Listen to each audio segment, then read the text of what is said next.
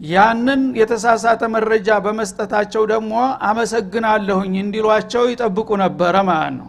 የውሸት መረጃ ሰጥቶ ምስጋና መቀበል የሚፈልግ አገልግሎት እንደሰጠ ሰው ማለት ነው። እንግዲህ የግፍ ማለት ይሄንን እንግዲህ መጀመሪያም የተሳሳተው መልስ ሰጡ እየታወቃቸው ማለት ነው።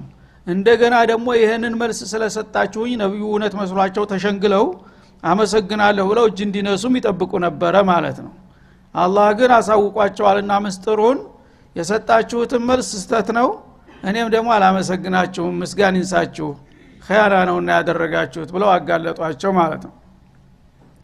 እና ያኔ በዚህ እንግዲህ ግፍና በደላቸው ሳቢያ አላህ ምን አለ فلا تحسبنهم بمفازة من العذاب እነሱ በሰሩት ድርብርብ ግፍና በደል መጀመሪያውንም ነብይ መሆኑን እየካዱ ያወቁ ማስተባበላቸው፣ ሁለተኛ ለተጠየቀው መረጃ የተሳሳተ መረጃ መስጠት፣ እንደገና ሶስተኛ በዛው በተሳሳተው መረጃ ደግሞ ምስጋና እንዲታመሰግናቸው መጠበቅ፣ ይሄ በጣም አሳፋሪና ድርብርብ ወንጀል ስለሆነ እነዚህ ሰዎች ካሁን በኋላ በምንም አይነት ከአላህ ቅጣት ያመልጣሉ ብለህ እንዳታስብ አልቆላቸዋል አለ አላህ Subhanahu Wa Ta'ala። فلا تحسبنهم بمفازة من العذاب بمنجن من العذاب ማለት ነው።